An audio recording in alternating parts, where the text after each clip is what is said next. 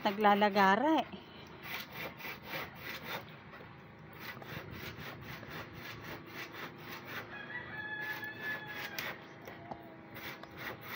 Lagari pa mapurol.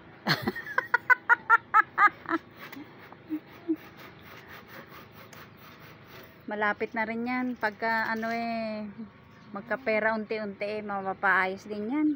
Mga after siguro 6 months.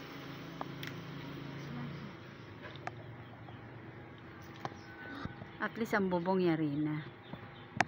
Sahig na lang. At dingding. Lipat ang hagdan. Pagpatay. Pagdating ni Lolo, ano sabihin? Ay, nahanap niya yung hagdan doon. Saan hagdan? Patay. Tawa na tawa. Mamaya pagdating ni Lolo Mayo, sabihin natin, akyat na, Lolo. Patay. Patay. Ano? Patay.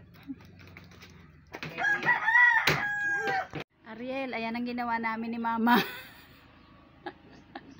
Wala. Pagdating ni Papa, sira na ang sahig.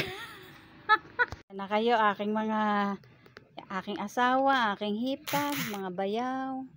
Hindi ko mapigilan yan. Siyempre, takot ko dyan.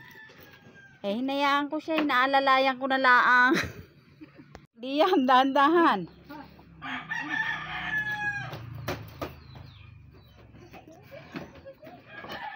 Tawan-tawa si Liam eh. Ano? Busy. Busy tayo gawa balay, Lola.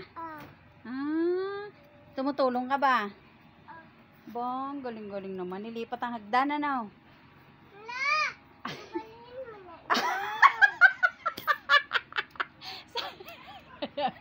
Saan ba? Ang problema, sa pag-akit ni Lolo. Liam! Liam, ano nangyari? Okay lang ba yun dyan? Tanong mo. Okay lang ba yun? Yan, diya?